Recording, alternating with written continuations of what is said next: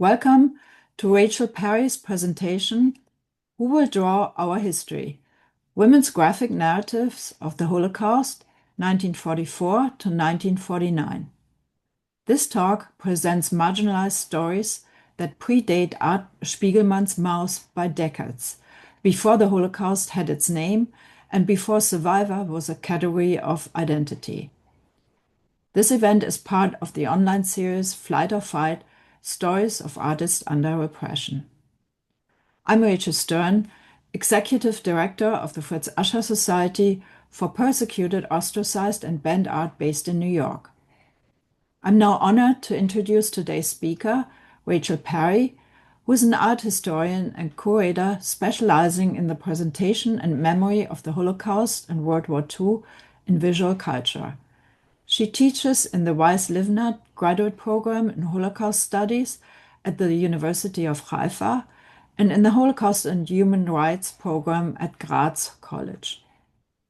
The recipient of fellowships from the National Endowment for the Humanities, Getty Foundation, Memorial Foundation for Jewish Culture, Daedalus Foundation, Foundation pour la Mémoire de la Shoah, Yad Vashem Institute, ERI, and CASVA, she has published widely on topics such as Yizkor books, found footage, color reproduction, exhibition histories, reenactment, graphic novels, material culture, and visual testimony. Her articles have appeared in Holocaust and Genocide Studies, October, History and Memory, Holocaust Studies, a Journal of Culture and History, French Cultural Studies, RIHA, Art Bulletin, and Ars Judaica, Images, a Journal of Jewish Art and Visual Culture. She's currently a scholar in residence at the Hadassah Brandeis Institute, completing a manuscript on early Holocaust graphic narratives. After the presentation, there will be time for Q&A, so please post your questions in the Q&A or the chat. Welcome, Rachel. Thank you so much. It's so good to be with you and to share some of my research. And I will invite all of you, if you can make it to Boston, to come and see the exhibition in person. But barring that, I will share some of the artists and some of the work that's in the exhibition with you now.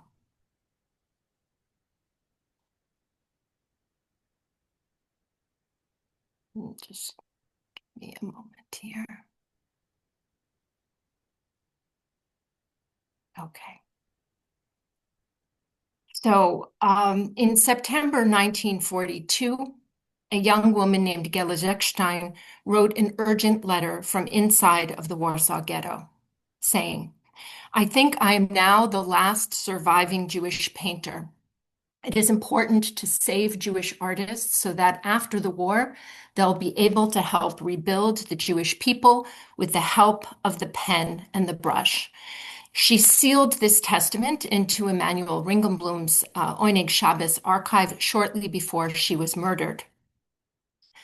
And 4 years later, in Warsaw, in September 1946, when that archive was unearthed from beneath the ghetto ruins, another woman artist who was working in Warsaw for the Central Committee of Jews in Poland, Sophia Rosenstrauch, made another album. She had survived the Warsaw Ghetto uprising and nearly 2 years in Majdanek and Auschwitz-Birkenau, and would have understood the weight of Zechstein's plea. Indeed, as soon as she returned, she made the album that you see in front of you, the Auschwitz Death Camp album, and started creating what she called her quote-unquote historical paintings that she assembled into this accordion fold album.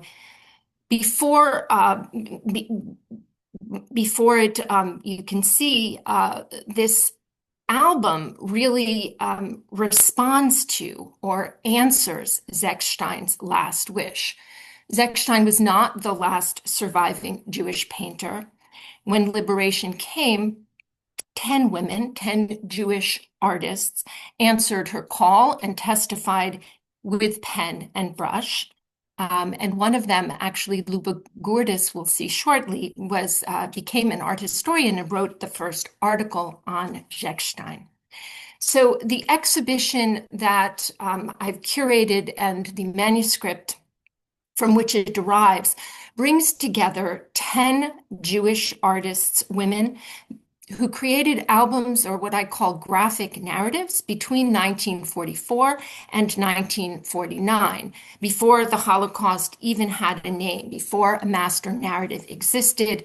And these works challenge what many art historians and historians have called the myth of silence. That there was a collective amnesia after the war, that survivors were too traumatized by their experiences, and that they waited until many decades later to render their experiences under Nazi persecution. The survivors were not silent. They were eager to testify, and they did so immediately in visual form. And what you're looking at here is a photograph that opens the exhibition. It's by Helmar Lursky, The Hands of a Graphic Artist, Leah Grundig, which was shot in 1944 in Mandatory Palestine. And you see Leah Grundig's hands as she is putting stylus to paper, and not only a work by a woman, but about a woman, because the image that you see in front of you that she's in the process of creating is the anguished face of a woman, mouth agape, eyes frenzied as she is responding to Nazi terror. Now, these 10 artists differed widely and greatly in age, training, language, nationality, economic status, and a political allegiance. They were German, Hungarian, Polish, Ukrainian. Most were academically trained artists. Others worked in more vernacular modes, but what unites them is a choice. This choice to pick up pen and brush, or etching needle, or gouache, or a variety of different kinds of pencil, for instance, and make visible what the perpetrators had tried to erase, what liberator photographs from the Allies and the Soviets could not adequately represent, and what written language alone could not contain. So there is a wide variety of oral and also written testimonies that come out immediately after the war. But what we're looking at here is the artistic response to persecution. These works have really been largely overlooked, in part because archivists and scholars have categorized them as historical documents or attempts at kind of cathartic working through of trauma, or as separate images and not as part of a narrative sequence of images. As a result, I think also because women's art is kind of systematically undervalued. So this exhibition makes the case that they belong to the history of a specific form, the graphic narrative, predating Art Spiegelman's Mouse by decades, and that they deserve attention as works that are shaped by the artist's training and intention and craft. So I'm going to focus on 10 of these artists today, attending specifically to the artistic, stylistic, thematic choices that they made, their training and their visual strategies, their conscious choices as they went about figuring out how to render what they had witnessed and experienced. And you can see here in front of you a variety of the covers of these albums. There are very different forms that these take. Some are unique handmade albums. Some are published, printed works made with lithography. Some are accordion folds, which we'll see shortly. And Some are what we would call kind of portfolios of prints. So they take a variety of different forms, but they also have different styles. Some are leaning towards a more documentary kind of reportage with precise, almost forensic detail. And others are turning towards symbolism or allegory. Some are using color in particular. Two of the albums I'll turn to today, and others are using a kind of monochrome, either grayscale or black and white line drawings. So we have this um, really important diversity before us. They are all, in their own way, drawing attention, quite literally drawing attention to the systematic destruction of European Jewry, but also the specific vulnerabilities and violences that Jewish women faced during the Holocaust. So these chronicles, and I think about them as a form of visual storytelling, a graphic novel avant la lettre. They are foregrounding women's embodied experiences of forced labor, of trauma, of separation, of maternal loss, separation from children, also sexualized violence, and familial separation that male survivors rarely documented. So, as I said, some of these artists were amateurs, but the ones I'll focus on today are artists and artists in training whose art education had been interrupted by the war. Some of them began making in the camps and the ghettos, either clandestinely or under duress, in other words, for the perpetrators, in order to perhaps secure better positions in the camps. We'll see some of the artists worked in architectural units, making blueprints in Auschwitz-Birkenau, and some of the artists, in fact, made portraits for the Nazi officers in order to ingratiate themselves. So this overlooked corpus of works here, what we have is a map that opens the exhibition, and it gives you a sense not only of the portraits of the artists, but of their trajectories, both where they were born, the different sites of persecution they moved through, where their paths overlapped. Two were in Majdanek, four were in Auschwitz-Birkenau.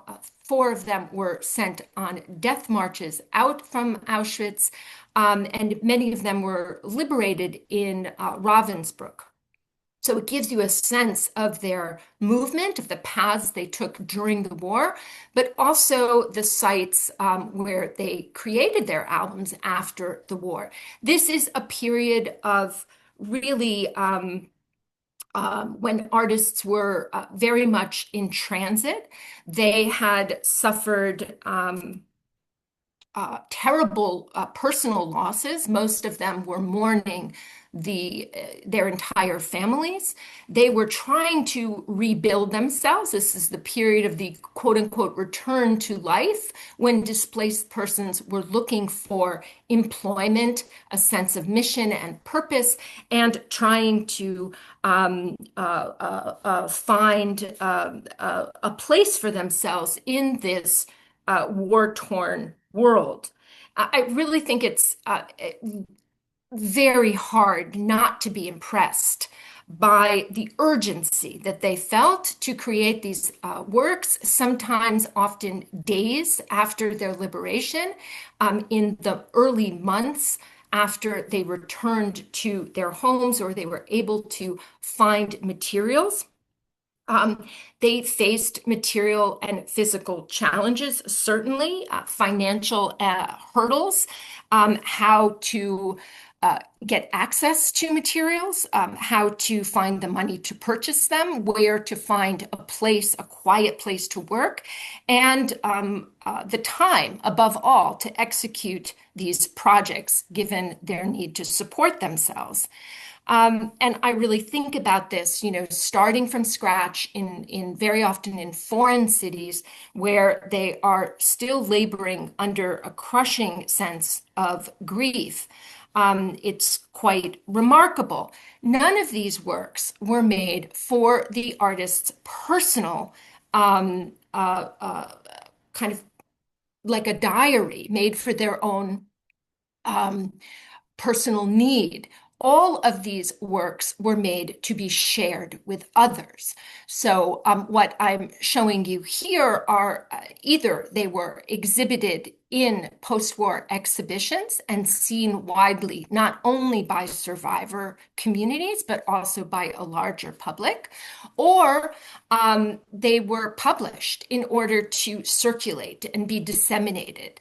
And very often these albums were published in several languages, uh, very often in English or in Hebrew, in addition to their native tongue, in order to get the word out and to reach a larger public. So they're not working in the shadows. They are what I call first responders, and they are active participants in these survivor communities that are seeking to write the history of Jewish suffering from the victim's perspective.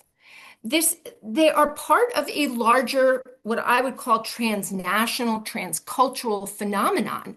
That is kind of my larger project here is to recover all of these early post-war albums. And I'm just showing you a small selection of albums that were made by men, or graphic narratives, I should say, that were made by men. They were also made by non-Jewish political prisoners across really globally, but particularly across what had been Nazi-occupied Europe.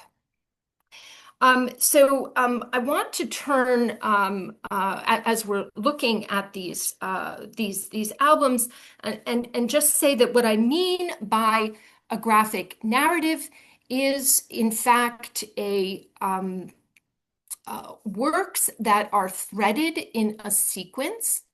So with a beginning, a middle, and an end, very often they're numbered, but they have word and image. Sometimes the words are just these very terse titles, and very often they're more elaborate descriptions, kind of annotated descriptions that provide additional information. And the idea here is that they are trying to recover a chronology, a time that had been lost, and to literally remember, to put time back together, a time in which they did not have access to their art making abilities. They didn't have cameras, they didn't have pen and paper, or if they did, it would have been a punishable offense to make works documenting what they were experiencing. And this really predates Art Spiegelman's Mouse, as I said, by many decades. And I'll just briefly show some of the works that I will not be focusing on that are in the exhibition. This is Zusa Moreni's diary with drawings, or called Travel Drawings, that she put a little notebook in her pocket when she was deported from Budapest and in December of 1944, and carried it with her to the Bergen-Belsen special camp, where she continued to draw. And through her return back to Budapest in June of 1945, and you can see that she's using this kind of comic book almost presentation where she's got these different blocks or these different panels that are kind of architecture of what she is experiencing. At another end of the spectrum is Maria Turan-Hacker's Metamorphosis. She was also an artist from Budapest. She was a trained artist, and she created this album she dates it the day of the end of World War II in May of 1945. It's called Metamorphosis, and on the cover you see this image of Hitler with a swastika for his mustache. And underneath that, the swastikas that kind of border his face are converted into the first letter of the Hebrew alphabet, Aleph. This is not a handmade album. This is a ready-made album that she would have purchased in a store. And what she does then is she inserts the drawings that she made throughout this period that she was able to hide and save from within Dachau, where she was, and then after the war in the displaced persons camp and on her way back to Budapest. Elzbieta Nadel is an artist who was born in Lviv. She was in the Lviv ghetto, and she makes this album in Prague in 1946. After the war, it's called From the Black Album, with the dates there, bracketing this time lost. These are really, it's a very monumental book, very, very large, which she uses black ink with brush and pen to create this album. And you can see all of the 17 panels here. And lastly, Ella Lieberman-Schieber, who was originally from Berlin, German, but had been deported to Poland because her mother was Polish, and she was in Auschwitz-Birkenau. And shortly after the war, she begins to assemble what is the largest graphic narrative in the exhibition, 93 pencil drawings on paper, which are today in the archives of the Ghetto Fighters House in Israel. But it was only made into an album in 1961 when a German pastor was visiting Israel. He had established a foundation called Tzedakah to help Holocaust survivors, and had met her and had asked her to create this album with him.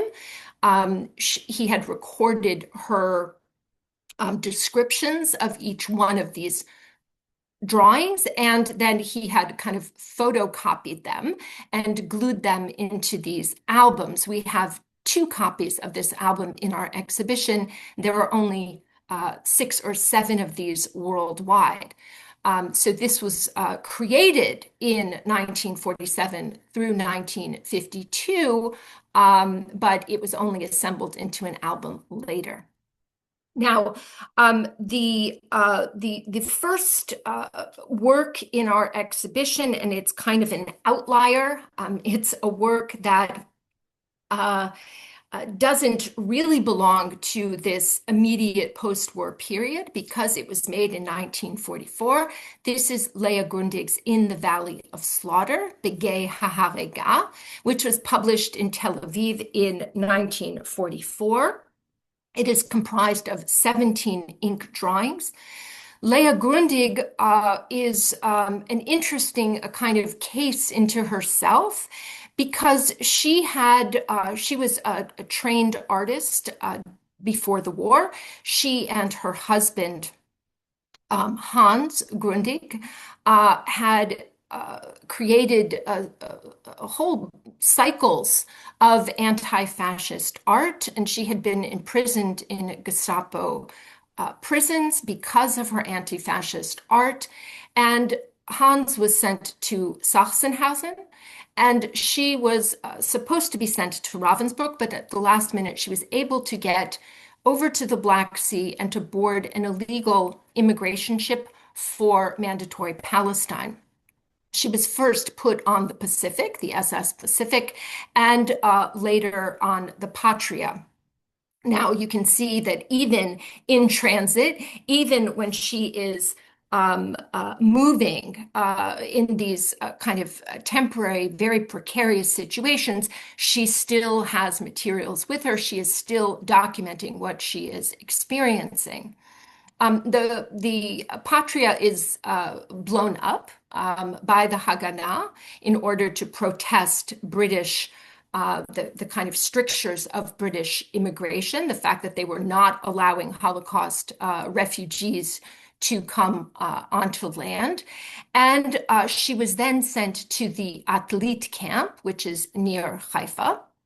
And as soon as she gets out, she makes this album. So the album is created in 43 and 44, but you can see in the exhibition here, we have different um, iterations, different versions of the album. There's one album that she created, which is only in German, and another which is in German, I'm sorry, in Hebrew, and another which is in Hebrew and in English.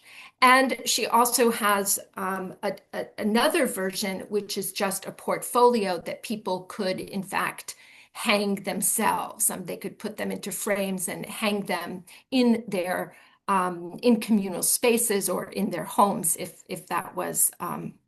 But these were used as testimonial objects that people in Mandatory Palestine purchased, and that she then kind of sent out as a kind of emissary, a kind of ambassador to the outside world to let them know what was happening.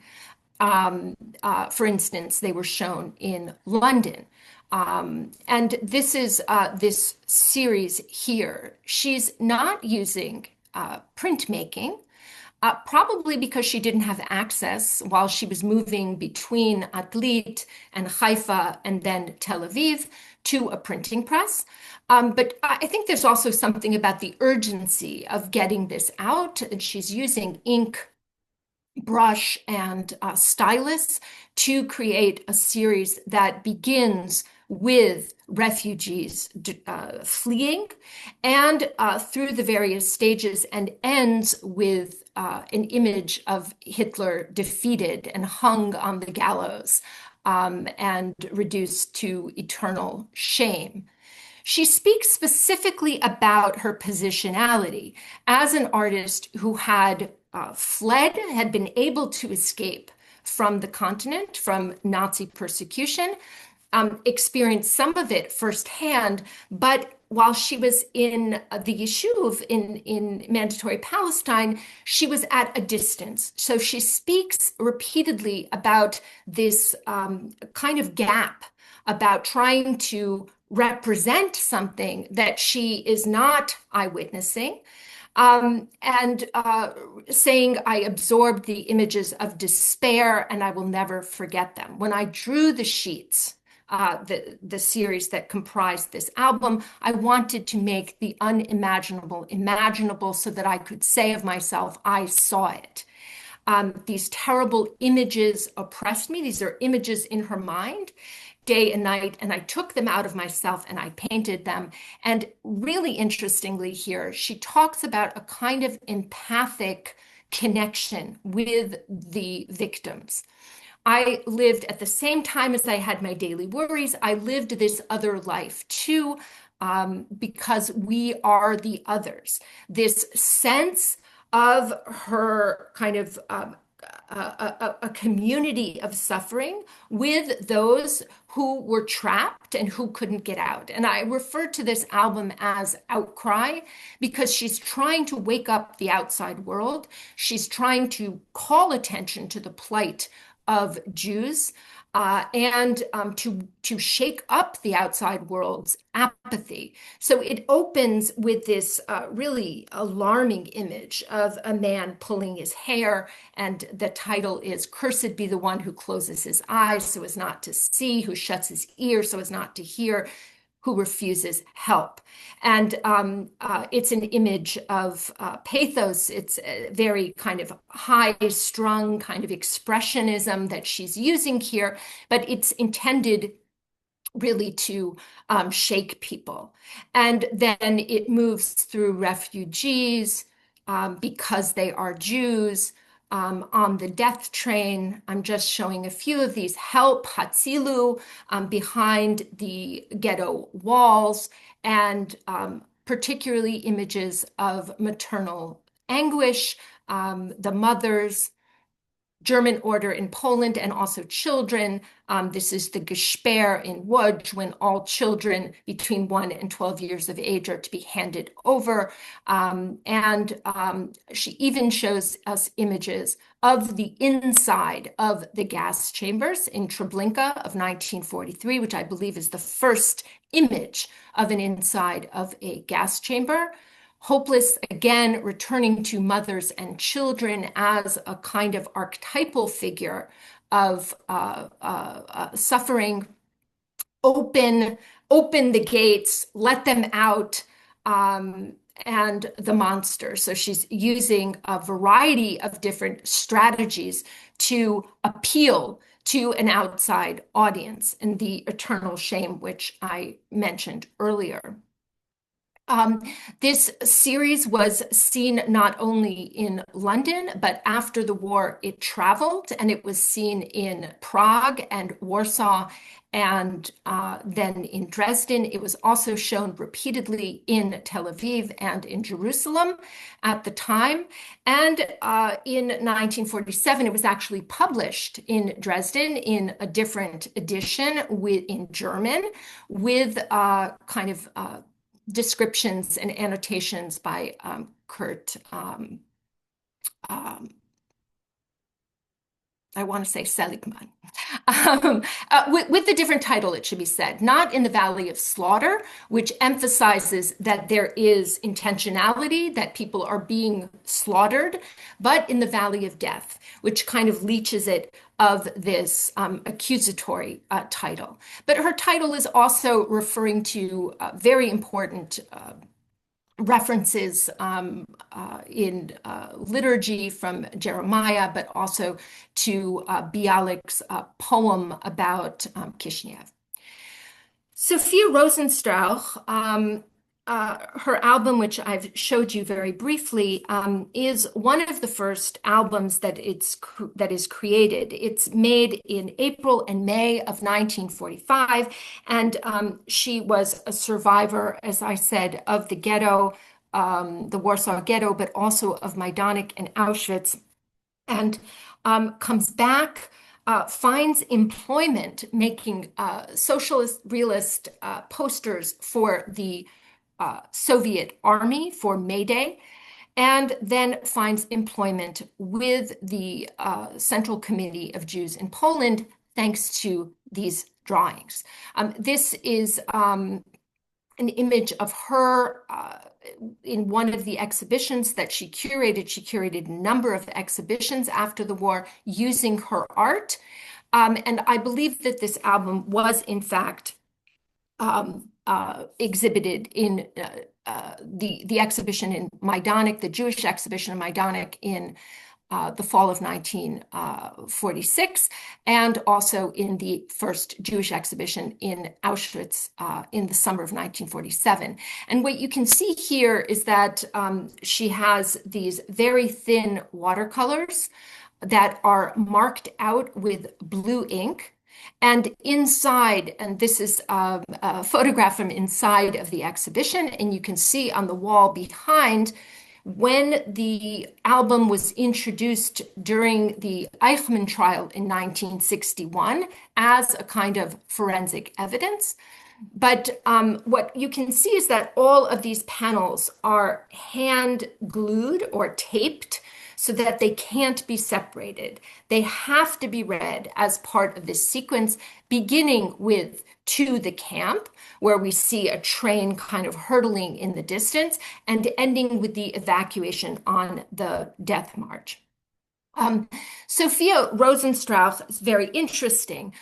She was trained as an architect before the war, and as I said, she worked in the Bauteilung unit or commando in Auschwitz-Birkenau, and this training informs her album. There's really careful attention to perspectival recession, to a kind of architecture of the camp, the various buildings and the layout of the camp, but then onto this kind of skeleton, which is very detailed, very thin lines, she adds watercolors. And I think that that's very interesting. First of all, there's color, and there's this almost kind of cognitive dissonance of the dissonance is of a scene of such horror painted with such light watercolors. The only darker colors are for the perpetrators. And I think the lightness and the delicacy of the medium with this scene of atrocity. The watercolor kind of pulls us in a certain sense, and creates, yes, incongruous with the subject matter, but kind of pulls us in a soft way, I would say, into the composition. Watercolor is also something that is kind of ethereal and transparent. And it seems to me that it's a medium that's really suitable for documenting something that the perpetrators tried to erase. Within each one of these panels, and this is the album when it's presented in the trial in 1961 during the testimony of Vera Alexander. She's presented with the images and is asked if this is how it was. And she responds, yes, that's exactly how it was. So she's choosing a kind of, I mean, yes, there's the testimonial imperative, but she's choosing an artistic solution that allows us to enter into the work and brings us along on this path, on this journey, the same journey that she herself took, so that we see really a kind of panoramic view of the Auschwitz death camp.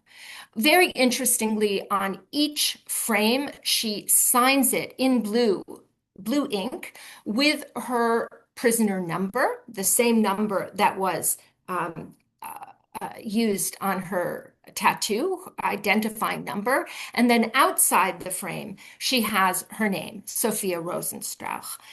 This to me kind of suggests that this retrospective act of authorship is really significant. The passage from the survivor, the prisoner number, to a named artist, from an object of the camp's bureaucracy to a subject who makes and signs her own work. Agnes Lukács was also in Auschwitz-Birkenau. She is a Hungarian artist from Budapest who had been trained, who had, in fact, just completed her studies in the Budapest Academy of Arts.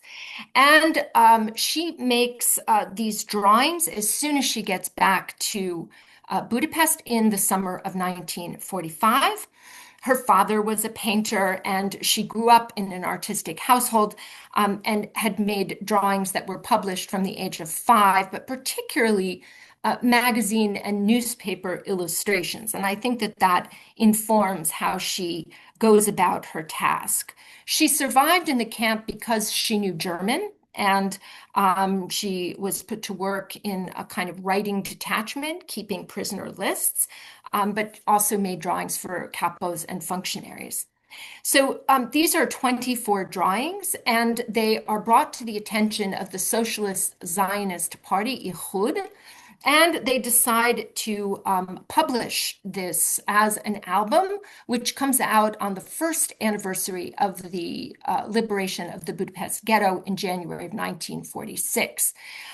It is probably the earliest printed or published album by such a young artist. And they intend this album not in a kind of, as Rosenstrauch intended her album to incriminate as a kind of forensic evidence. And it's very, very important that Rosenstrauch actually names the specific SS officers. SS, Officer Mondel, for instance, and she puts their names in there to incriminate them for use in post-war trials.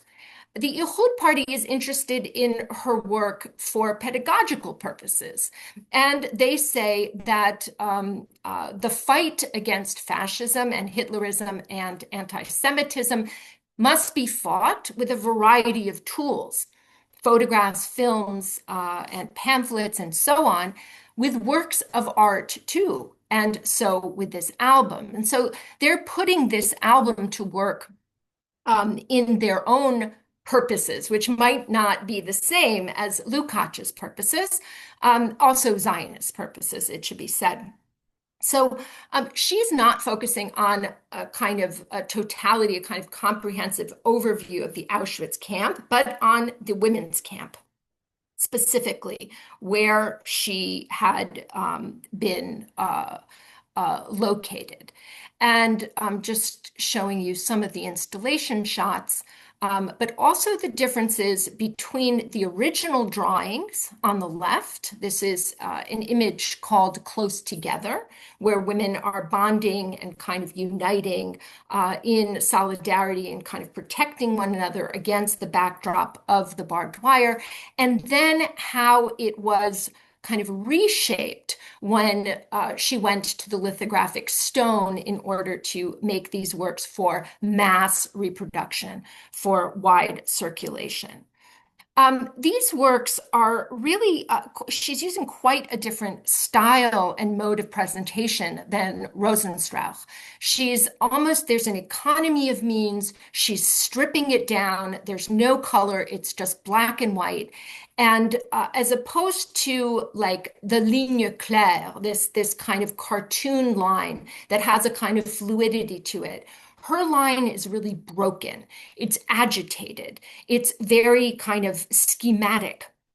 And I argue, she is asking us to fill in the lines, to kind of work with these images and the relationship between them.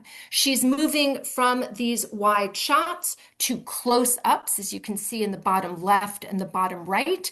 She's showing us she opens with the selection when women came into the camp. Those to the left are going to be to go to the gas chambers to be exterminated, and those to the right, of which she belonged, are going to a work squad.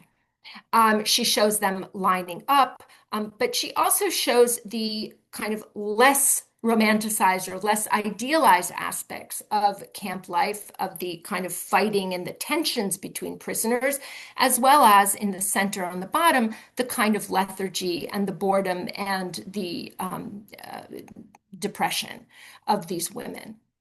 She's also asking us to read these in the same way that we would read a kind of comic strip.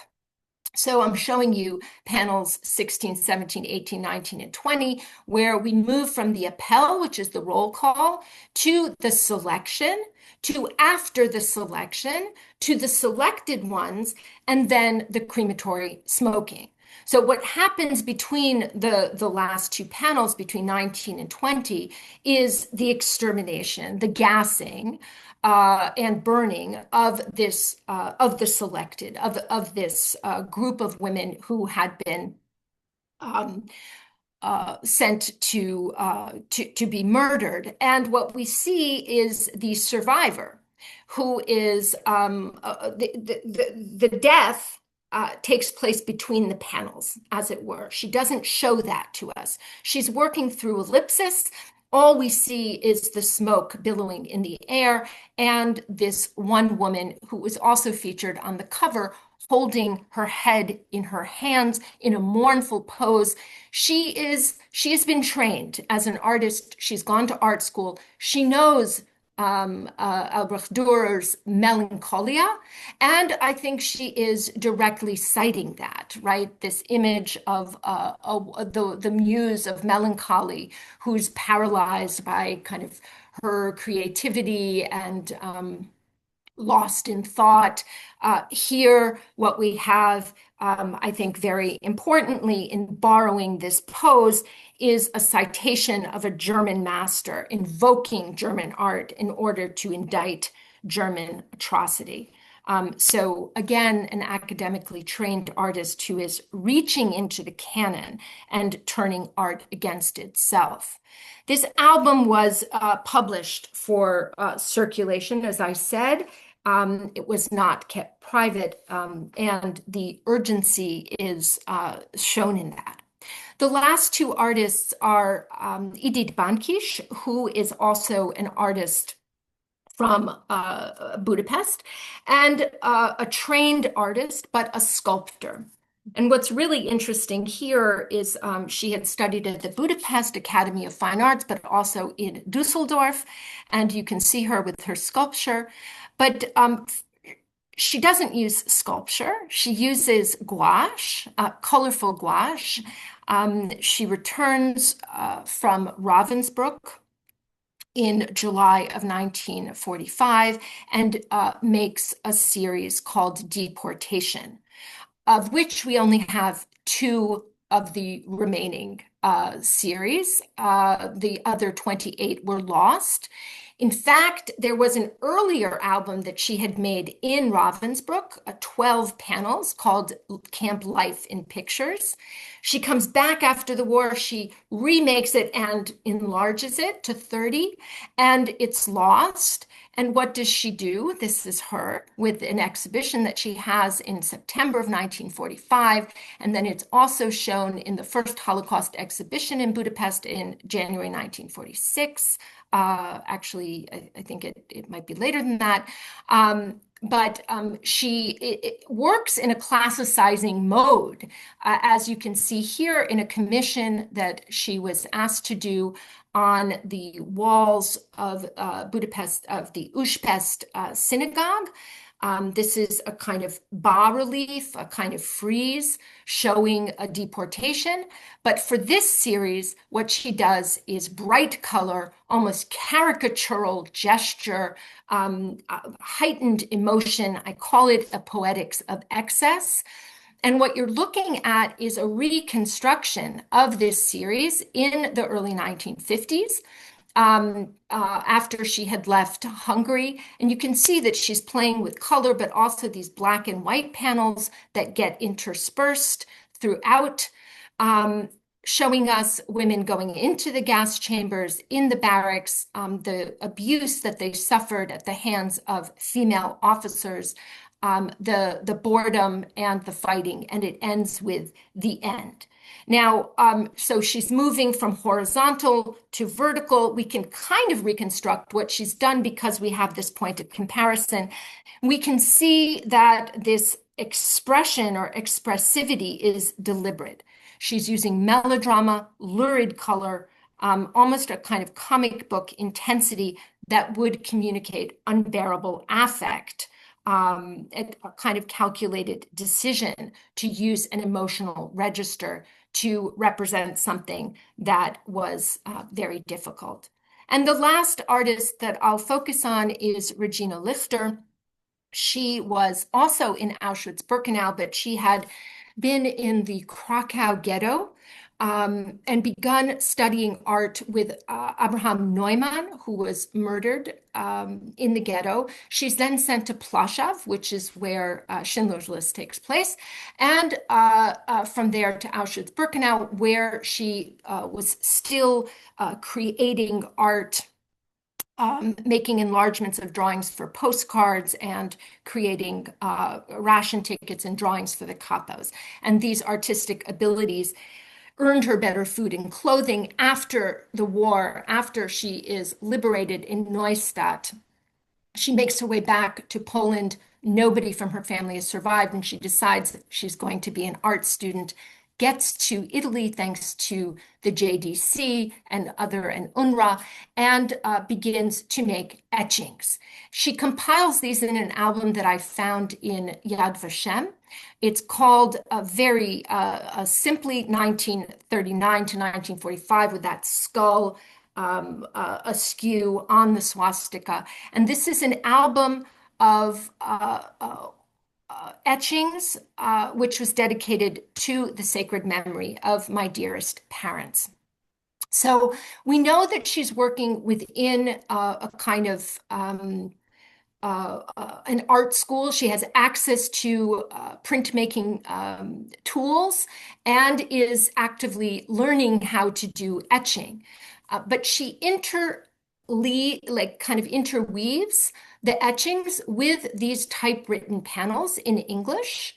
very important that they're English, and it's a broken English at this point, that recount her experiences in the ghetto up until Plaszow.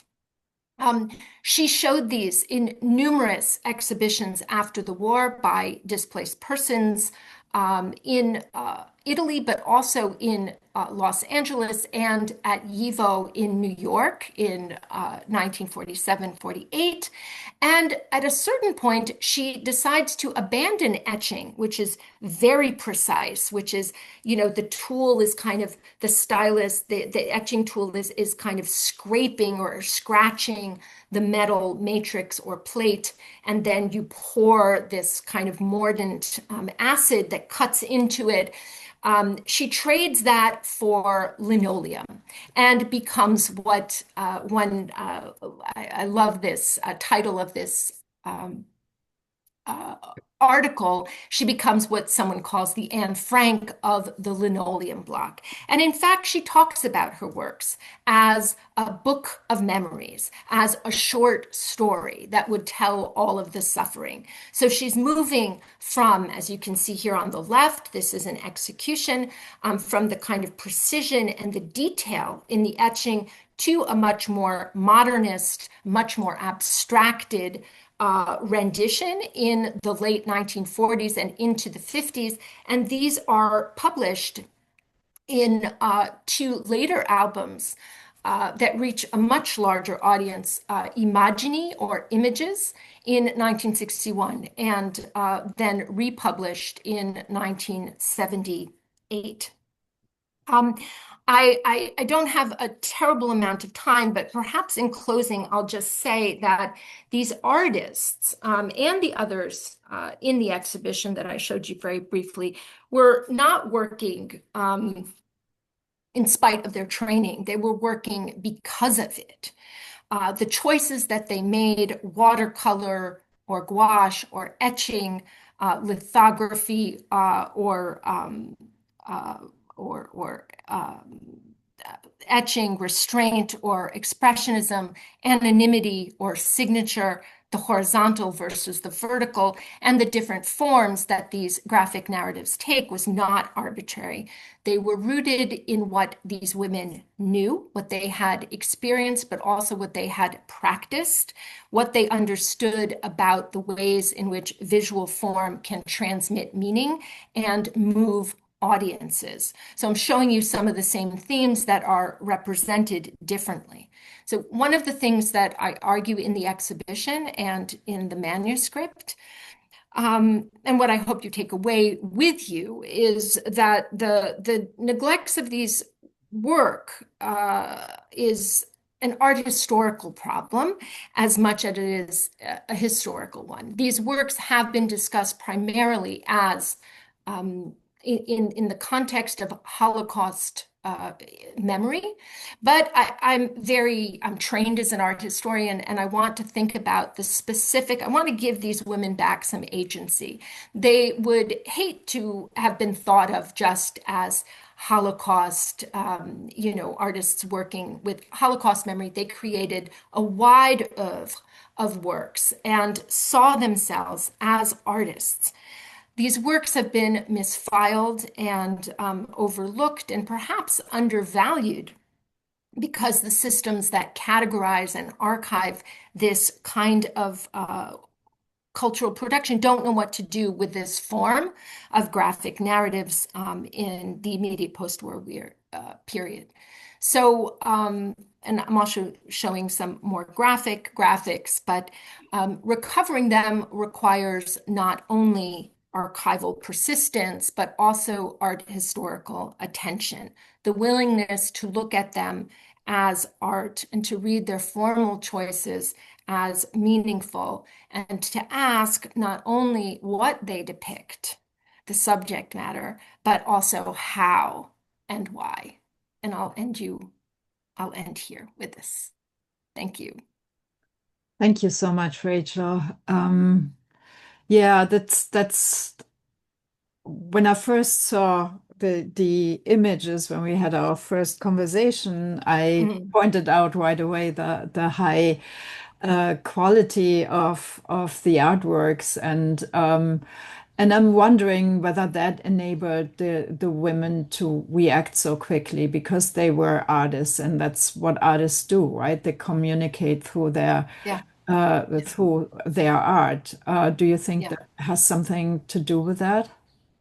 Absolutely. I mean, they turned to their skill set. They Hmm. turned Right. to what the way that they understood the world and the way that Hmm. they approached. These women had survived the war because of their art in many cases, but they rebuilt their lives because of their art too. They found a sense of purpose and of community. And many of these women, Luba Gerdes, I didn't show you her, but she became an art historian, as I mentioned, and was, this is what you do if you're an artist. Hmm. Um, there's this very big push after the war, a kind of concerted campaign that kind of public officials and historians, we talk about Horbenforschung, destruction research, that communities across the world were trying to appeal to the survivors to write down what they saw, right? To record what they saw. Now, most of the times they understood that to mean with with pen and paper through word-based forms. Mm. And one of the things that I'm arguing is that this call to record or to collect and record, as Laura Yokush calls it, was also undertaken by artists with images. Who will draw our history, not just who will write our history, Hmm. I think is a really important um, intervention. Very much so. Just a comment from Beverly. It is fortunate that immediately after the war, these women artists felt the drive to document and depict their experiences. Holocaust survivors were increasingly silenced and shamed, certainly in pre-state and Israel, until the Eichmann trial. Their impressions might otherwise have been diminished in importance and the works never made. Mm.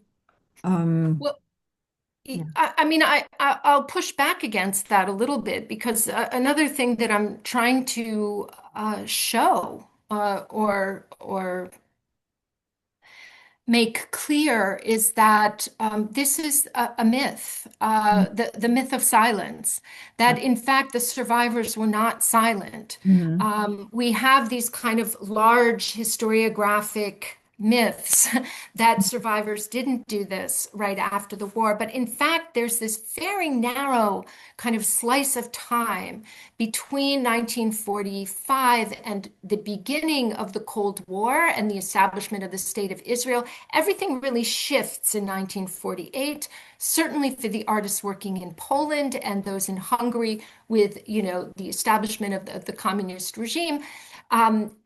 Something changes, but in this very compressed period of time, we find a kind of a plethora of different artistic responses that are made right after trauma, right after liberation.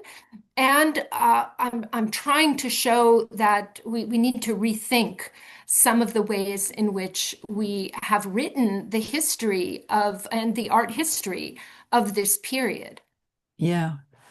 Were there in the DP camps, were they given materials, or were Yeah, there printing presses that they could use? Because I know there was a lot of writing, a lot of presses yeah. that went out. What's the story there? Yeah, I haven't found any made by women in the DP camps. Hmm. There are a number of works made by artists in the Bergen-Belsen DP camp or in Landsberg, for instance, both of which are in Germany. these artists are working. First of all, Budapest is kind of case into itself. There was a real flourishing of artistic activity after the war, but the artists had access. For instance, the last artist I showed, Regina Lichter, she is not, well, she's working in a displaced persons camp, but through the kind of through the outreach, I would say, of international organizations and particularly Jewish kind of sponsored organizations like the AJDC or the Jewish Distribution Committee. She is getting funds, she's getting a stipend, and that allows her to go back to school and to retrain herself as an Mhm. artist.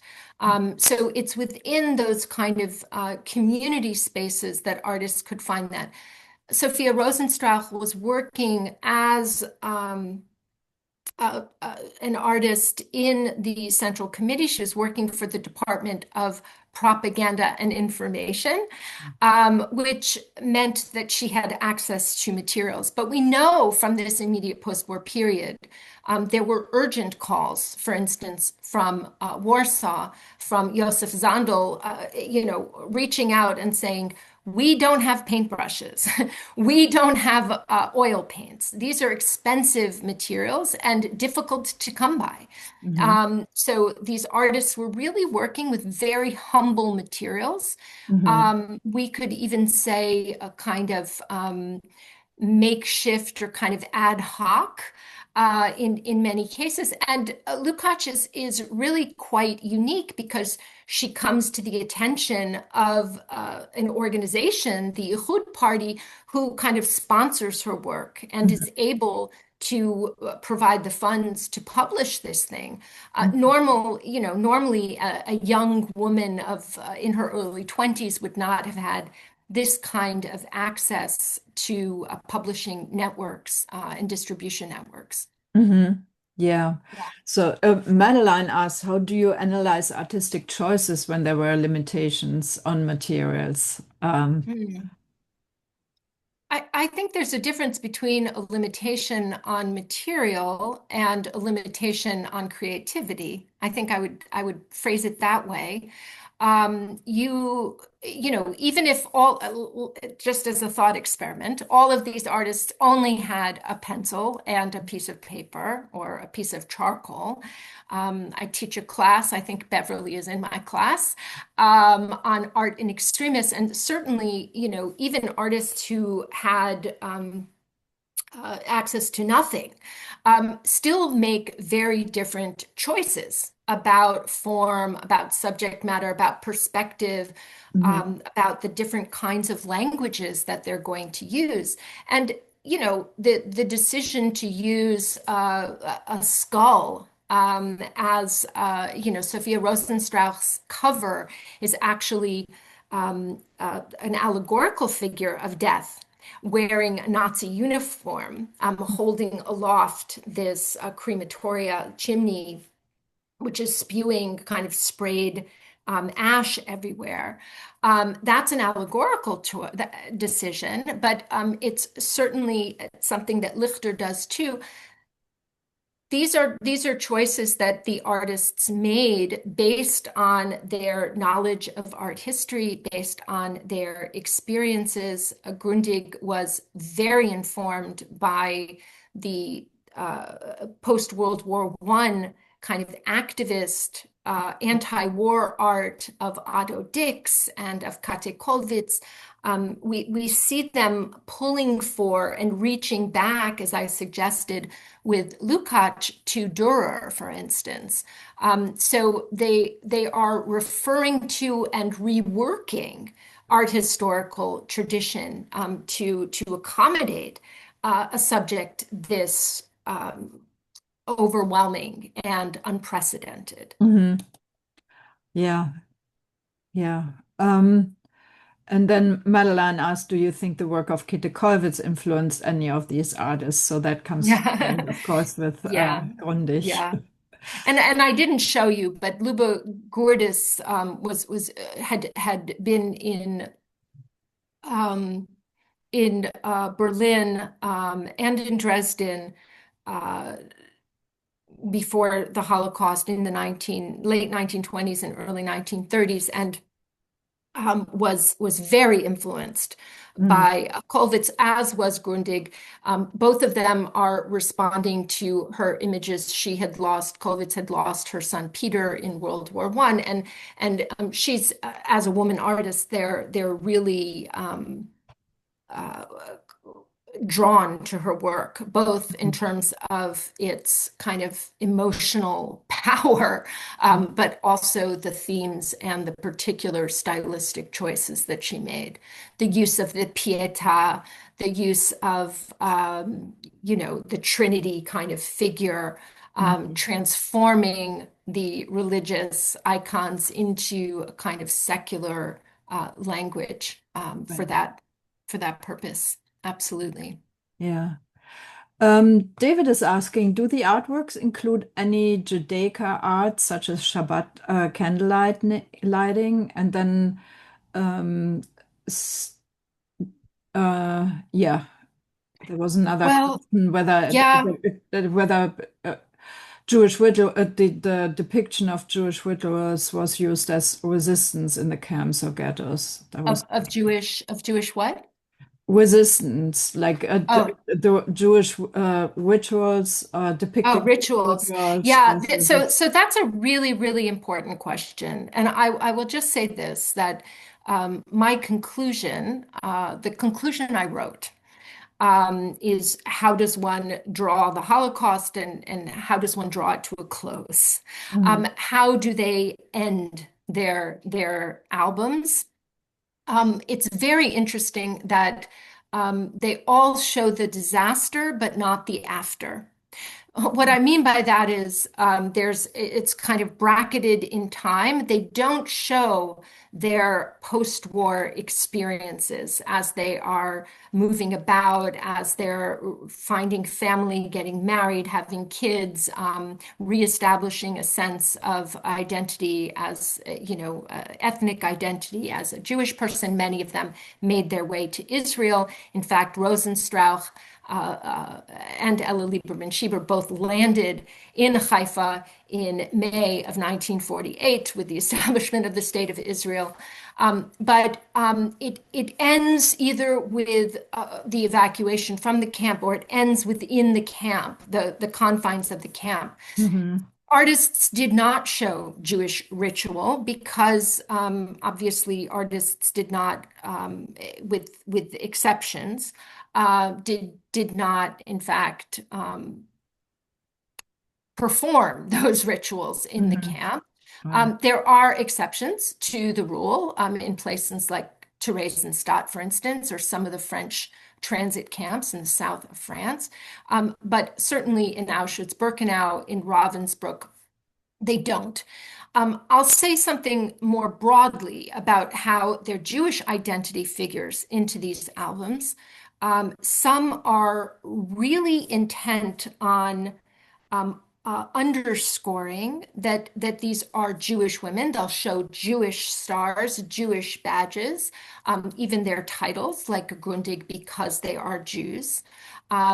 Is very important in signaling that, but many of them don't. So Edith Bankish, who came from a secular background, she was placed with women who were also, some of whom were not Jewish, in a work squad making airplane engines for the Daimler-Benz, Mercedes-Benz Corporation, so corporate profit.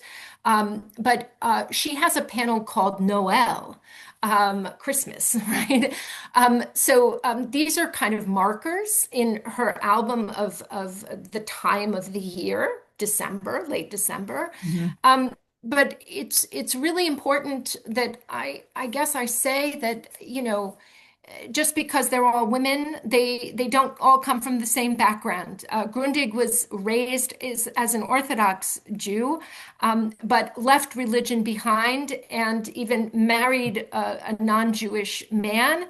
And became an avowed communist. I don't know which one bothered her father more, that she became a communist or that she married a non-Jewish man. But Zusa Moreni, for instance, her family had converted to Christianity, and she was actually baptized at her Mhm. birth, but became obviously imprisoned in Bergen-Belsen because of her Jewish heritage. So I wouldn't want to say that there's a kind of, homogeneous representation here of what Jewishness meant to these women. It's clear that they understood that they were being persecuted for being Jewish, for having Jewish blood, but that took a variety of different forms. Right. Um, yeah. Yeah.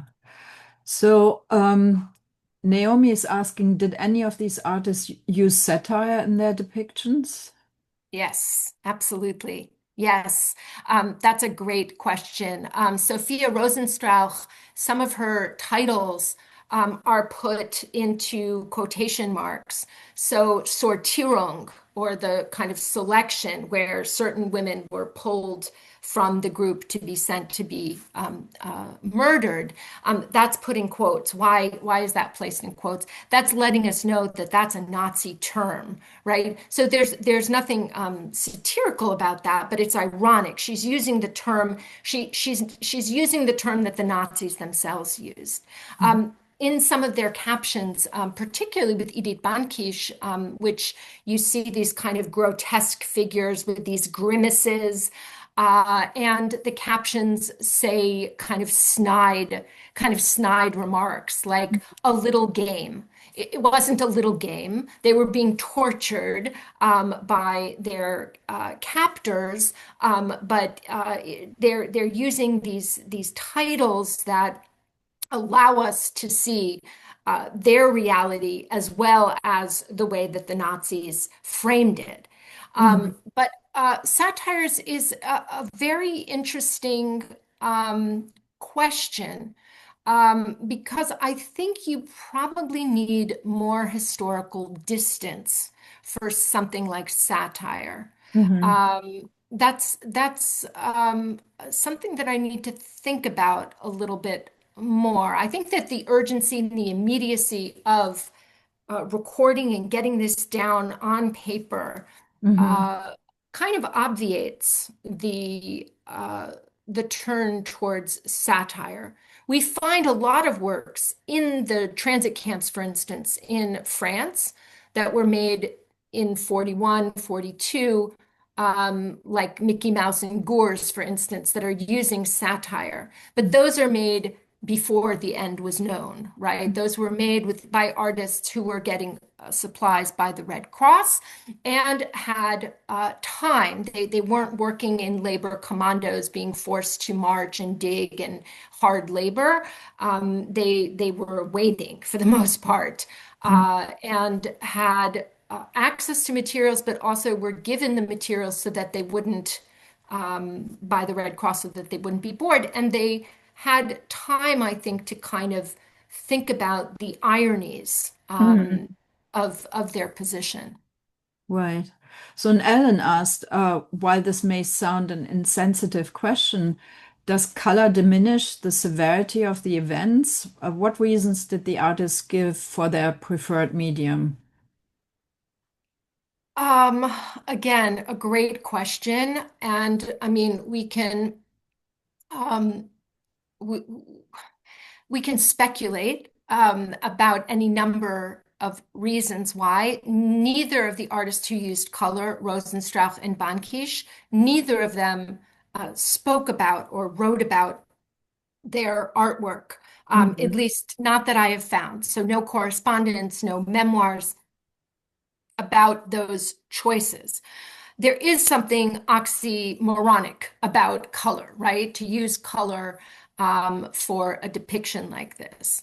I think that it is, we have to remember that this immediate post-war period is a period when the images that are flooding the public sphere, primarily authored by either the perpetrators themselves, the photographic archive, or by the liberators, were primarily in black and white. Hmm. And black and white, kind of the documentary evidentiary mode. Um, I think there's something really interesting about kind of pushing back against that precedent, against that archive of black and white images, in order to kind of breathe life into it, to pull us into it in an emotional way. I think there's a real attempt for all of these artists to not only show us what they saw, but to let us feel how they felt. There's a real effort at a kind of emotional register or intelligence that they're working with. I think color plays into that, and there's something almost, as I said, discordant or jarring about using color, at least from our perspective today, right? We see that, but of course they experienced it in living color, as it were, in full color, and the choice sometimes came down to access to materials. Right. It's as simple as that. Right. Yeah. So Ori says, stunning presentation. Thank you.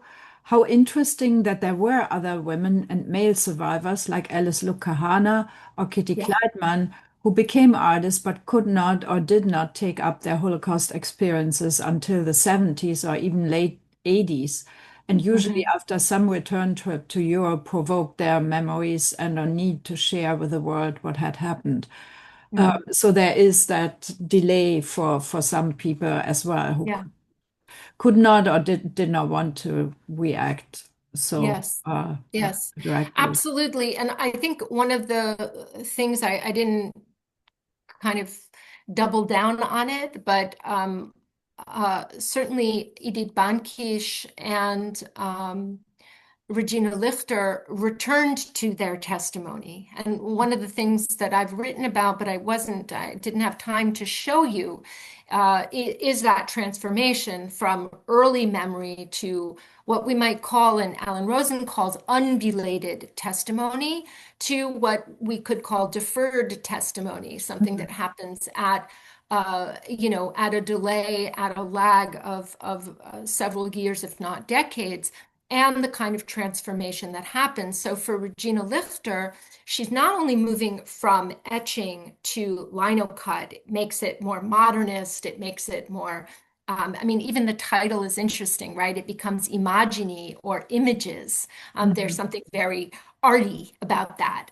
Yeah. But one of the things that she excises from her early testimony are the images of the flagellation, of the beating, of the particular gendered kind of sexualized violence that is extracted or excised from this art book. Mhm. So there's something very interesting that happens in terms of a kind of reworking, not only in terms of the medium and the style, but also the subject matter. And of course, years later, these artists are now in a category of a survivor, and that becomes a kind of um, there are expectations with Mhm. being a survivor, and the age of testimony, as Annette Vivorka calls it, that rises in the 70s and into the 80s. We have a very different expectation for what these artists will Mhm. show us. Yeah, very true. So Stephen asked, why did it take so long to make this excellent presentation? Not you, I'm sure, but in general, because 70, 80 years later, like, how